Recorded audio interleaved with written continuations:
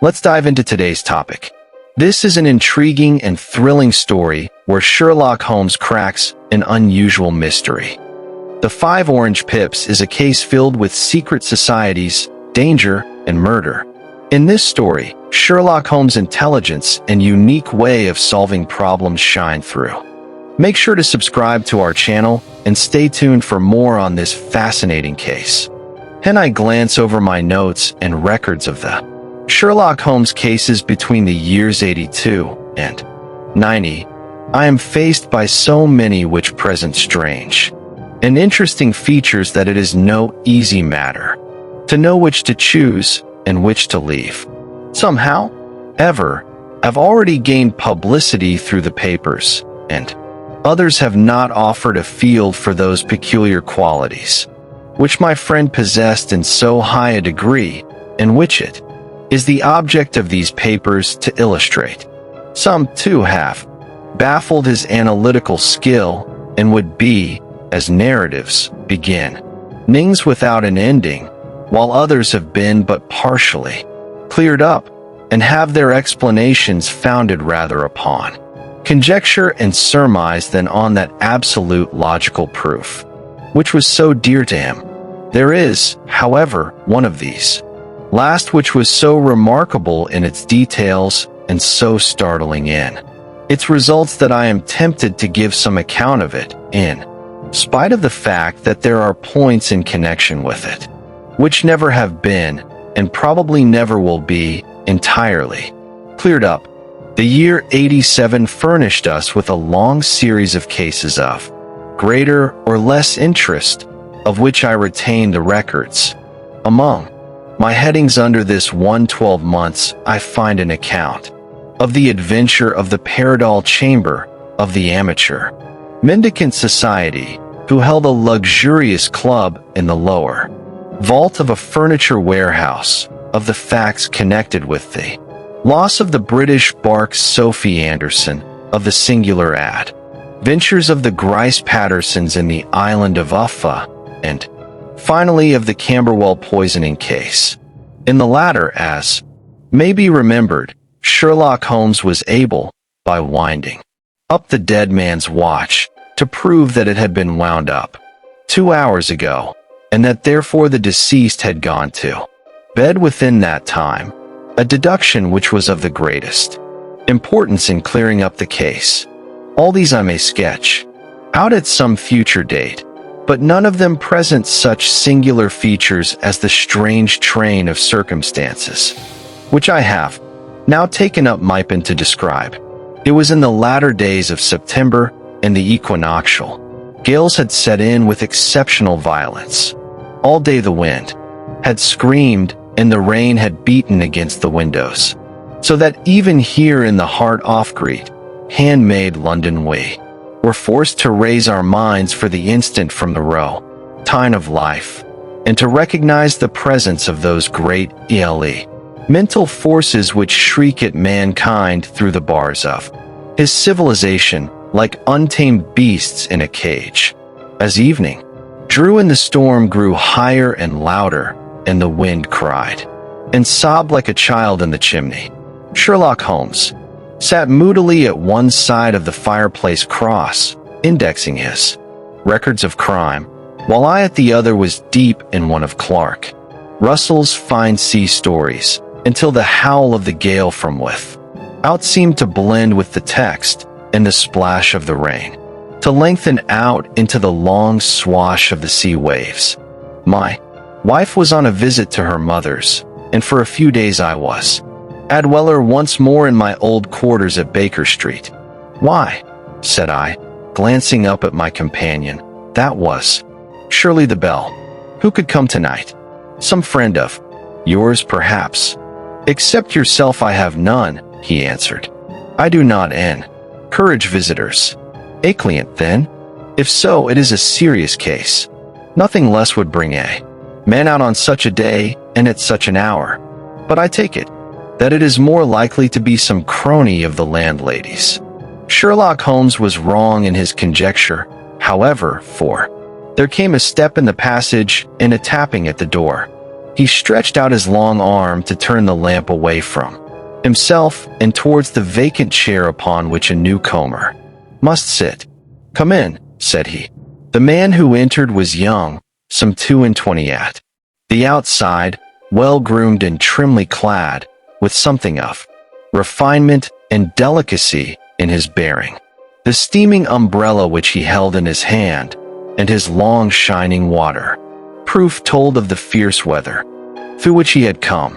He looked about him anxiously in the glare of the lamp, and I could see that his face was pale and his eyes heavy, like those of a man who is weighed down with some great anxiety.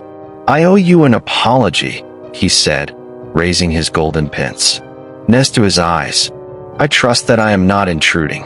I fear that I have brought some traces of the storm and rain into your snug chamber." "Give me your coat and umbrella," said Holmes. "They may rest here on the hook and will be dry presently. You have come up from the southwest, I see." "Yes, from Horsham. That clay and chalk mixture which I see upon your toe caps is quite distinctive. I have come for advice. That is easily got, and help. That is not always so easy. I have heard of you, Mr. Holmes. I heard from Major Prendergast how you saved him in the Tankerville Club scandal. Ah, of course. He was wrongfully accused of cheating at cards. He said that you could solve anything. He said too much. That you are never beaten. I have been beaten 4 times, 3 times by men, and once by a woman. But what is that compared with the number of your successes? It is true that I have been generally successful. Then you may be so with me. I beg that you will draw your chair up to the fire and for me with some details as to your case. It is no ordinary one. None of those which come to me are. I am the last court of appeal, and yet I question, sir, whether, in all your experience, you have ever listened to a more mysterious and inexplicable chain of events than those which have happened in my own family. You fill me with interest, said Holmes. Pray give us the essential facts from the commencement, and I can afterwards question you as to those details which seem to me to be most important. The young man pulled his chair up and pushed his wet feet out towards the blaze. My name, said he, is John Openshaw, but my own affairs have, as far as I can understand it, little to do with this awful business. It is an hereditary matter, so in order to give you an idea of the facts, I must go back to the commencement of the affair. You must know that my grandfather had 2 sons, my Uncle Elias and my father Joseph. My father had a small factory at Coventry, which he enlarged at the time of the invention of bicycling. He was the patentee of the Openshaw unbreakable tire, and his business met with such success that he was able to sell it and to retire upon a handsome competence. My Uncle Elias immigrated to America when he was a young man and became a planter in Florida, where he was reported to have done very well. At the time of the war, he fought in Jackson's army and afterwards under Hood, where he rose to be a colonel. When Lee laid down his arms, my uncle returned to his plantation, where he remained for 3 or 4 years. About 1869 or 1870, he came back to Europe and took a small estate in Sussex, near Horsham. He had made a very considerable fortune in the States, and his reason for leaving them was his aversion to the Negroes and his dislike of the Republican policy in extending the franchise to them. He was a singular man, fierce and quick-tempered, very foul-mouthed when he was angry, and of a most retiring disposition. During all the years that he lived at Horsham, I doubt if ever he set foot in the town. He had a garden and 2 or 3 fields round his house, and there he would take his exercise, though very often for weeks on. And he would never leave his room. He drank a great deal of brandy and smoked very heavily, but he would see no society and did not want any friends, not even his own brother. He didn't mind me. In fact, he took a fancy to me, for at the time when he saw me first, I was a youngster of 12 or this would be in the year 1878, after he had been 8 or 9 years in England. He begged my father to let me live with him, and he was very kind to me in his way. When he was sober, he used to be fond of playing backgammon and drafts with me, and he would make me his representative, both with the servants and with the tradespeople, so that by the time that I was 16, I was quite master of the house. I kept all the keys and could go where I liked and do what I liked, so long as I did not disturb him in his privacy. There was one singular exception, however, for he had a single room, a lumber room up among the attics, which was invariably locked, and which he would never permit either me or anyone else to enter. With a boy's curiosity, I have peeped through the keyhole, but I was never able to see more than such a collection of old trunks and bundles as would be expected in such a room. One day, it was in March, 1883, a letter with a foreign stamp lay upon the table in front of the colonel's plate.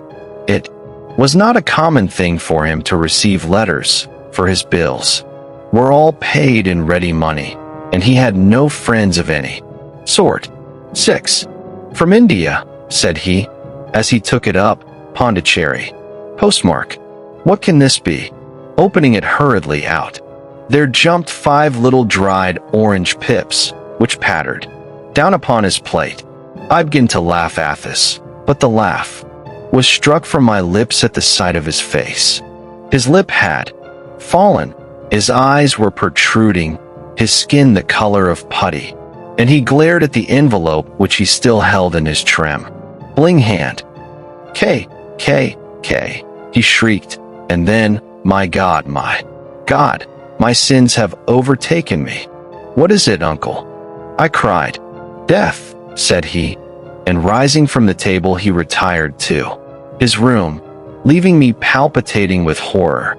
I took up the envelope and saw scrawled in red ink upon the inner flap, just above the gum, the letter K 3 times repeated. There was nothing else save the 5 dried pips. What could be the reason of his overpowering terror? I left the breakfast table, and as I ascended the stair, I met him coming down with an old rusty key, which must have belonged to the attic, in one hand, and a small brass box in the other. They may do what they like, but I'll checkmate them. Still, said he, with an oath, tell Mary that I shall want a fire in my room today, and send down to Fordham, the Horsham lawyer. I did as he ordered, and when the lawyer arrived I was asked to step up to the room. The fire was burning brightly, and in the grate there was a mass of black, fluffy ashes, as of burned paper, while the brass box stood open and empty beside it. As I glanced at the box I noticed, with a start, that upon the lid were printed the treble which I had read in the morning upon the envelope. I wish you, John, said my uncle, to witness my will. I leave my estate, with all its advantages and all its disadvantages, to my brother, your father, whence it will, no doubt, descend to you. If you can enjoy it in peace, well and good. If you find you cannot, take my advice, my boy, and leave it to your deadliest enemy. I am sorry to give you such a two-edged thing, but I can't say what turn things are going to take. Kindly sign the paper where Mr. Fordham shows you. I signed the paper as directed, and the lawyer took it away with him. The singular incident made, as you may think, the deepest impression upon me, and I pondered over it, and turned it every way in my mind without being able to make anything of it. Yet I could not shake off the vague feeling of dread which it left behind, though the sensation grew less keen as the weeks passed, and nothing happened to disturb the usual routine of our lives. I could see a change. In my uncle, however, he drank more than ever, and he was less inclined for any sort of society. Most of his time he would spend in his room with the door locked upon the inside, but sometimes he would emerge in a sort of drunken frenzy and would burst out of the house and tear about the garden with a revolver in his hand, screaming out that he was afraid of no man, and that he was not to be cooped up like a sheep in a pen by man or devil. When these hot fits were over, however, he would rush tumultuously in at the door and lock and bar it behind him, like a man who can brazen it out, no longer against the terror which lies at the roots of his soul. At such times I have seen his face, even on a cold day, glisten with moisture, as though it were new raised from a basin. Well, to come to an end of the matter, Mr. Holmes, and not to abuse your patience, there came a night when he made one of those drunken sallies from which he never came back. We found him, when we went to search for him, face down, moored in a little green-scummed pool which lay at the foot of the garden. There was no sign of any violence, and the water was but 2 feet deep, so that the jury, having regard to his known eccentricity, brought in a verdict of suicide. But I, who knew how he winced from the very thought of death, had much ado to persuade myself that he had gone out office way to meet it. The matter passed, however, and my father entered into possession of the estate and of some £14,000, which lay to his credit at the bank. One moment, Holmes interposed. Your statement is, I foresee, one of the most remarkable to which I have ever listened. Let me have the date of the reception by your uncle of the letter and the date of his supposed suicide. The latter arrived on March 10th, 1883. His death was 7 weeks later, upon the night of May 2d. Thank you. Pray proceed. When my father took over the Horsham property, he, at my request, made a careful examination of the attic, which had been always locked up. We found the brass box there, although its contents had been destroyed. On the inside of the cover was a paper label with the initials of KKK repeated upon it, and letters, memoranda, receipts, and a register written beneath. These, we presume, indicated the nature of the papers which had been destroyed by Colonel Openshaw. For the rest, there was nothing of much importance in the attic, save a great many scattered papers and notebooks bearing upon my uncle's life in America. Some of them were of the war time, and showed that he had done his duty well, and had borne the repute of a brave soldier. Heirs were of a date during the Reconstruction of the Southern States, and were mostly concerned with politics, for he had evidently taken a strong part in opposing the carpetbag politicians who had been sent down from the North.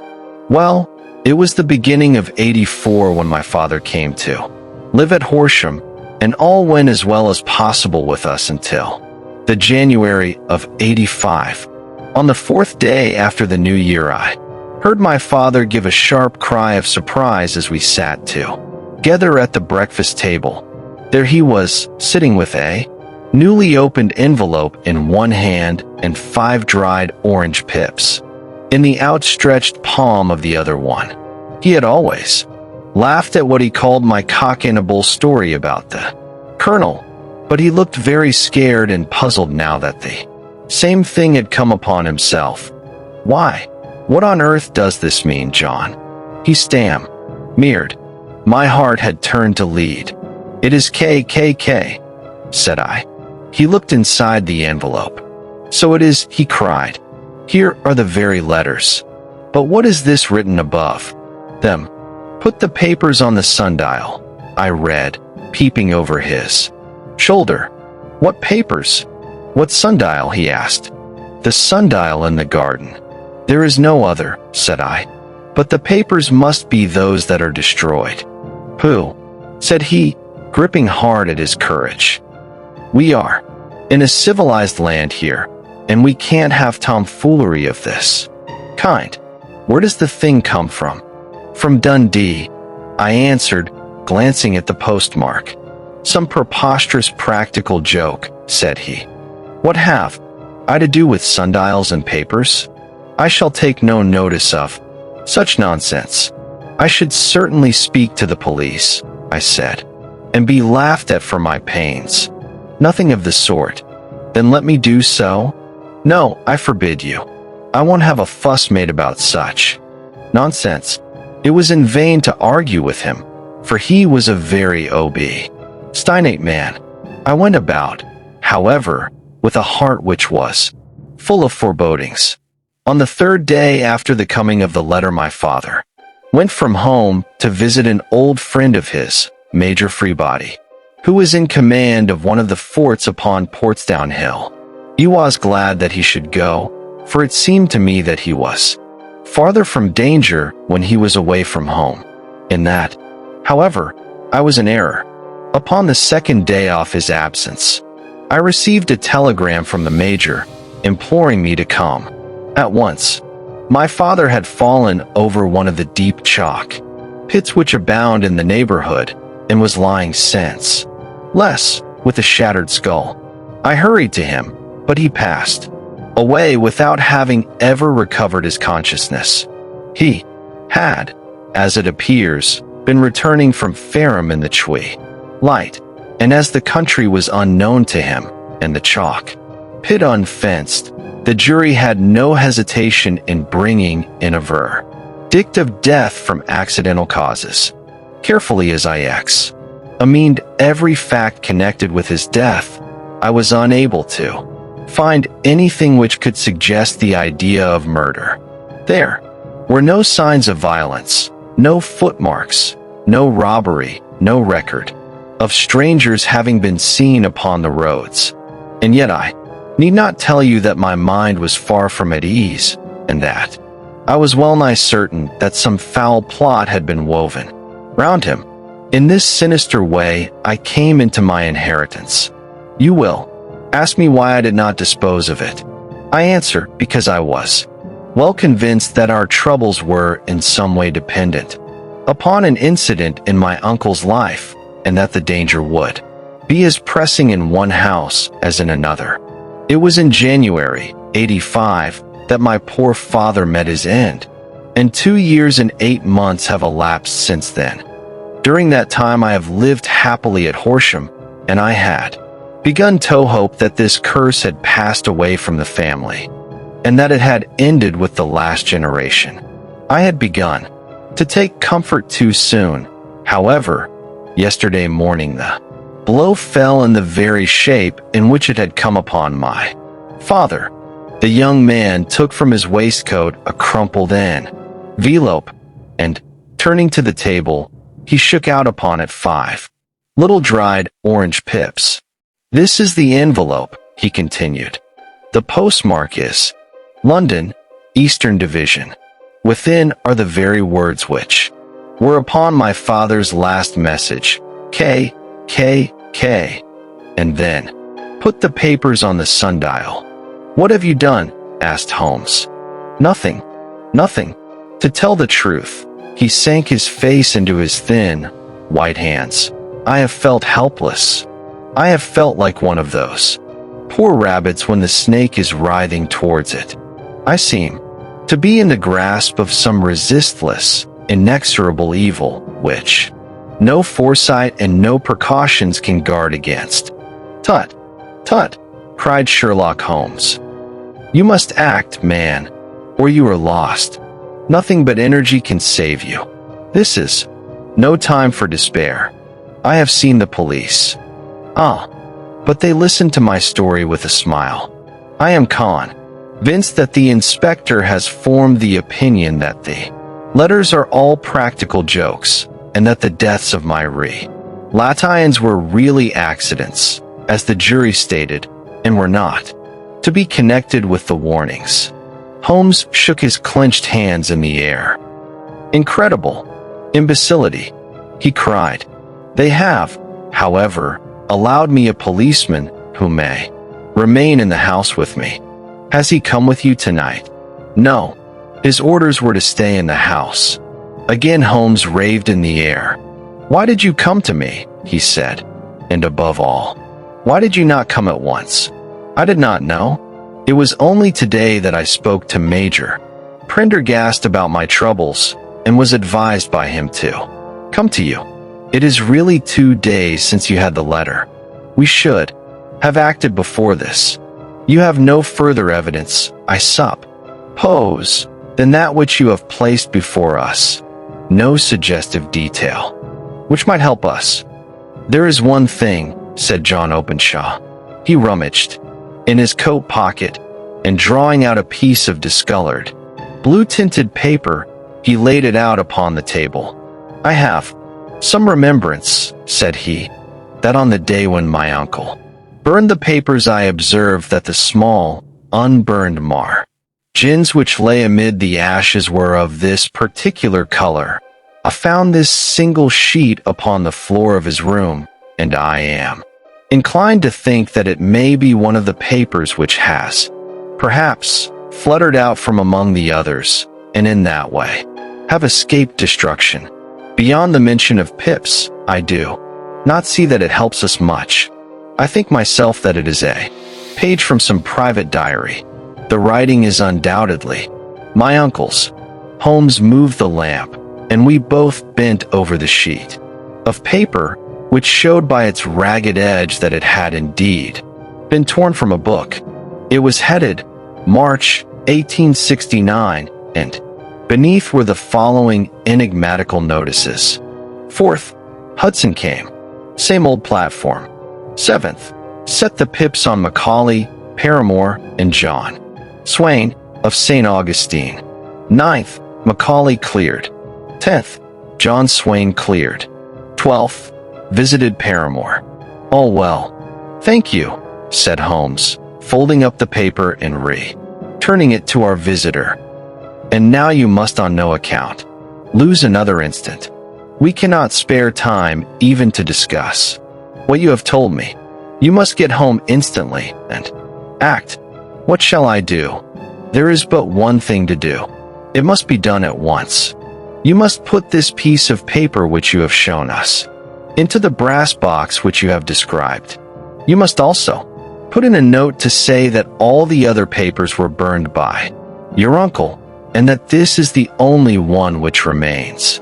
You must assert that in such words as will carry conviction with them. Having done this, you must at once put the box out upon the sundial as directed. Do you understand? Entirely. Do not think of revenge or anything of the sort at present. I think that we may gain that by means of the law, but we have our web to weave, while theirs is already woven. The first consideration is to remove the pressing danger which threatens you. The second is to clear up the mystery and to punish the guilty parties. I thank you, said the young man, rising and pulling on his overcoat. You have given me fresh life and hope. I shall certainly do as you advise. Do not lose an instant. And, above all, take care of yourself in the meanwhile, for I do not think that there can be a doubt that you are threatened by a very real and imminent danger. How do you go back? By train from Waterloo. It is not yet 9. The streets will be crowded, so I trust that you may be in safety, and yet you cannot guard yourself too closely. I am armed. That is well. Tomorrow I shall set to work upon your case. I shall see you at Horsham then? No, your secret lies in London. It is there that I shall seek it. Then I shall call upon you in a day or in 2 days with news as to the box and the papers. I shall take your advice in every particular. He shook hands with us and took his leave. Outside the wind still screamed, and the rain splashed and pattered against the windows. This strange, wild story seemed to have come to us from amid the mad elements, blown in upon us like a sheet of seaweed in a gale, and now, to have been reabsorbed by them once more. Sherlock Holmes sat for some time in silence, with his head sunk forward and his eyes bent upon the red glow of the fire. Then he lit his pipe, and leaning back in his chair he watched the blue smoke rings as they chased each other up to the ceiling. "I think, Watson," he remarked at last, "that of all our cases we have had none more fantastic than this. Save, perhaps, the sign of 4. Well, yes, save, perhaps, that. And yet this John Openshaw seems to me to be walking amid even greater perils than did the Sholtos. But have you," I asked, "formed any definite conception as to what these perils are?" "There can be no question as to their nature," he answered. "Then what are they? Who is this K, and why does he pursue this unhappy family?" Sherlock Holmes closed his eyes and placed his elbows upon the arms of his chair with his fingertips together. "The ideal reasoner," he remarked, "would, when he had once been shown a single fact in all its bearings, deduce from it not only all the chain of events which led up to it, but also all the results which would follow from it. As Cuvier could correctly describe a whole animal by the contemplation of a single bone, so the observer who has thoroughly understood one link in a series of incidents should be able to accurately state all the other ones, both before and after. We have not yet grasped the results which the reason alone can attain to. Problems may be solved in the study which have baffled all those who have sought a solution by the aid of their senses. To carry the art, however, to its highest pitch, it is necessary that the reasoner should be able to utilize all the facts which have come to his knowledge, and this in itself implies, as you will readily see, a possession of all knowledge, which, even in these days of free education and encyclopedias, is a somewhat rare accomplishment. It is not so impossible, however, that a man should possess all knowledge which is likely to be useful to him in his work, and this I have endeavored in my case to do. If I remember rightly, you on one occasion, in the early days of our friendship, defined my limits in a very precise fashion. Yes, I answered, laughing. It was a singular docu. Meant philosophy, astronomy, and politics were marked at 0, I remember. Botany variable, geology profound as regards the mud stains from any region within 50 miles of town, chemistry eccentric, anatomy unsystematic, sensational, literature and crime records unique, violin player, boxer, swordsman, lawyer, and self-poisoner by cocaine and tobacco. Those, I think, were the main points off me analysis. Holmes grinned at the last item. "Well," he said, "I say, now, as I said then, that a man should keep his little brain attic stocked with all the furniture that he is likely to use, and the rest he can put away in the lumber room of his library, where he can get it if he wants it. Now, for such a case as the one which has been submitted to us tonight, we need certainly to muster all our resources. Kindly hand me down the letter K of the American Encyclopedia which stands upon the shelf beside you. Thank you. Now let us consider the situation and see what may be deduced from it. In the first place, we may start with a strong presumption that Colonel Openshaw had some very strong reason for leaving America. Men at his time of life do not change all their habits, and change willingly the charming climate of Florida for the lonely life of an English provincial town.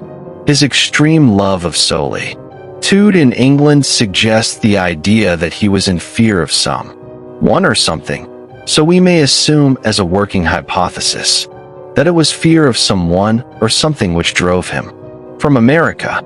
As to what it was he feared, we can only deduce that by considering the formidable letters which were received by himself and his successors.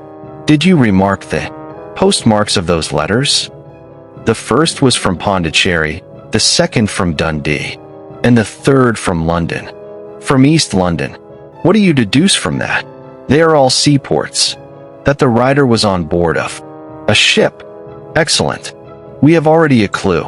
There can be no doubt that the strong probability is that the writer was on board of a ship. And now let us consider an other point.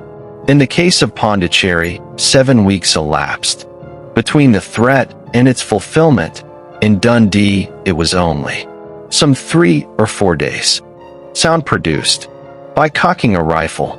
This terrible secret society was formed by some ex-Confederate soldiers in the southern states after the Civil War, and it rapidly formed local branches in different parts of the country, notably in Tennessee, Louisiana, the Carolinas, Georgia, and Florida.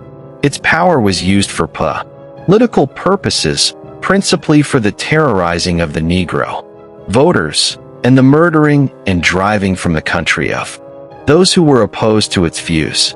Its outrages were USU ally preceded by a warning sent to the marked man in some fantastic but generally recognized shape, a sprig of oak leaves.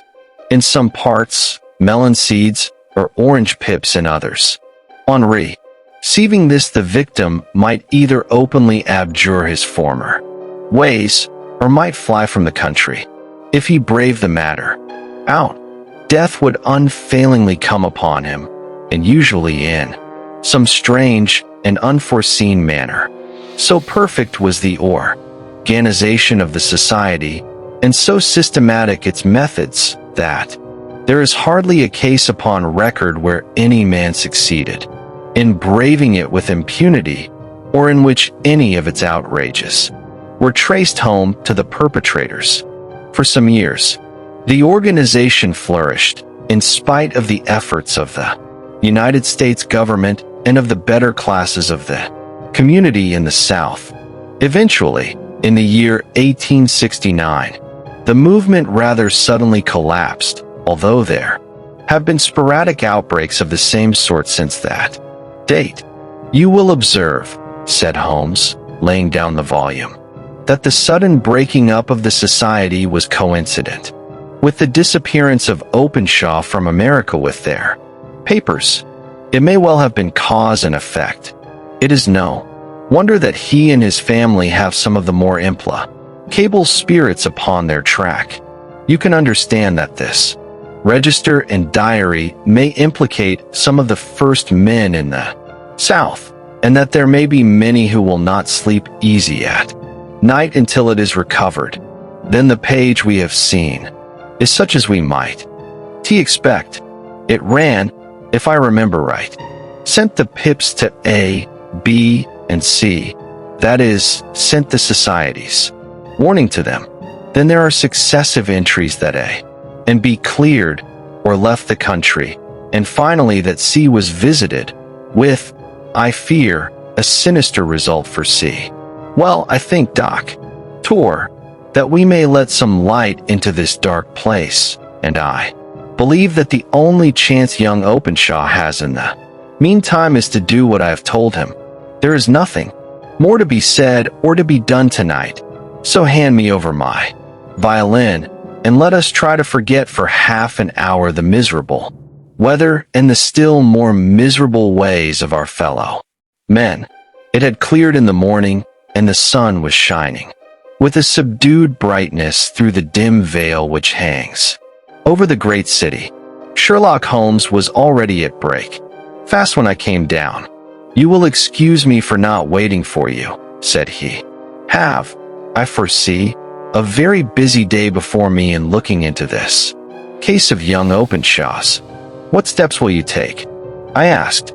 It will very much depend upon the results of my first inquiries. I may have to go down to Horsham, after all. You will not go there first? No, I shall commence with the city. Just ring the bell, and the maid will bring up your coffee. As I waited, I lifted the unopened newspaper from the table and glanced my eye over it. It rested upon a heading which sent a chill to my heart. "Holmes," I cried, "you are too late." "Ah," said he, laying down his cup. "I feared as much. How was it done?" He spoke calmly, but I could see that he was deeply moved. My eye caught the name of Openshaw and the heading, "Tragedy near Waterloo Bridge." Here is the account. Between 9 and 10 last night, Police Constable Cook of the H Division on duty near Waterloo Bridge heard a cry for help and a splash in the water.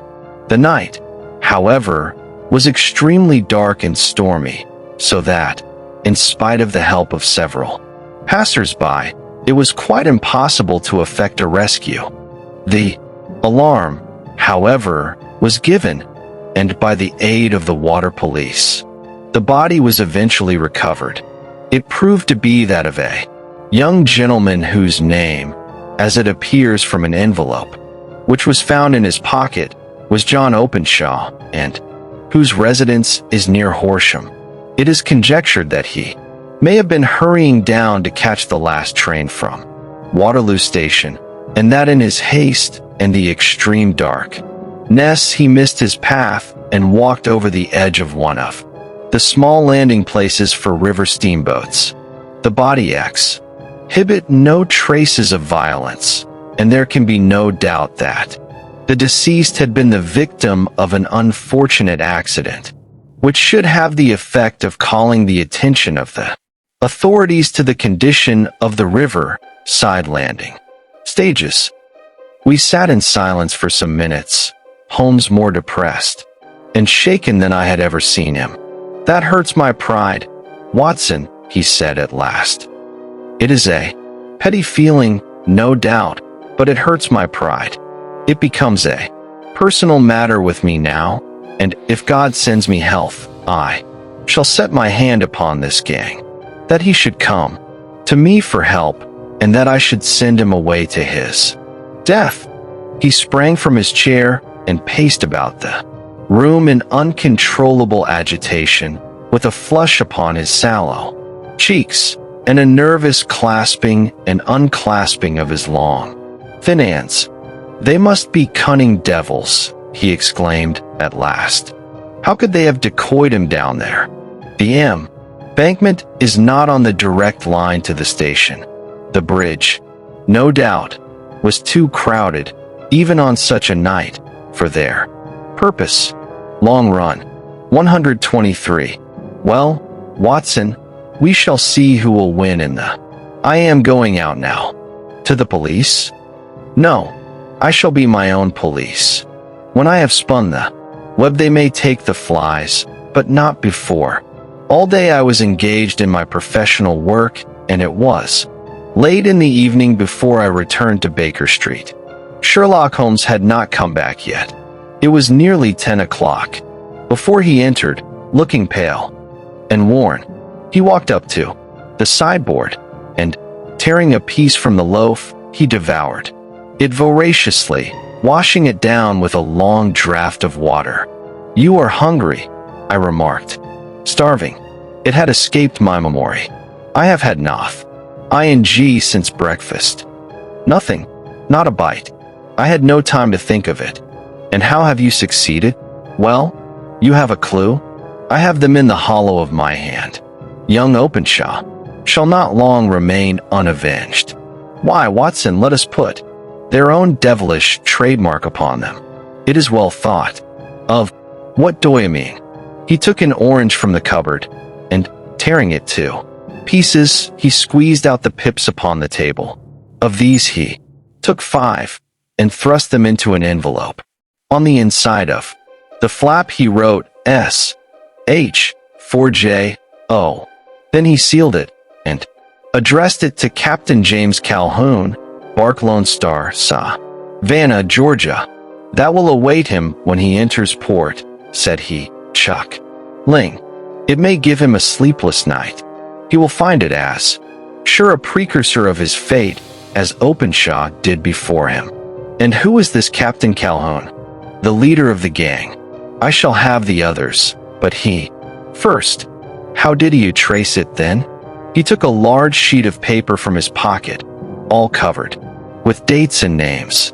I have spent the whole day, said he, over Lloyd's registers and the files of the old papers, following the future CA. Rear of every vessel which touched at Pondicherry in January. In February, in '83, there were 36 ships of fair tonnage which were reported there during those months. Of these, one, the Lone Star, instantly attracted my attention, since, although it was reported as having cleared from London, the name is that which is given to one of the states of the Union. Texas, I think. I was not, and am not sure which, but I knew that the ship must have an American origin. What then? I searched the Dundee records, and when I found that the bark Lone Star was there in January '85, my suspicion, and became a certainty. I then inquired as to the vessels which lay at present in the port of London. Yes, the Lone Star had arrived here last week. I went down to the Albert dock and found that she had been taken down the river by the early tide this morning, homeward bound to Savannah. I wired to Gravesend and learned that she had passed some time ago, and as the wind is easterly, I have no doubt that she is now past the Goodwins and not very far from the Isle of Wight. What will you do then? Oh, I have my hand upon him. He and the two mates are, as I learn, the only native-born Americans in the ship. The others are Finns and Germans. I know also that they were all three away from the ship last night. I had it from the stevedore who has been loading their cargo. By the time that their sailing ship reaches Savannah, the mailboat will have carried this letter, and the cable will have informed the police of Savannah that these three gentlemen are badly wanted here upon a charge of murder. There is ever a flaw, however, in the best laid of human plans, and the murderers of John Openshaw were never to receive the orange pips which would show them that another, as cunning and as resolute as themselves, was upon their track. Very long and very severe were the equinoctial gales that year. We waited long for news of the Lone Star of Savin.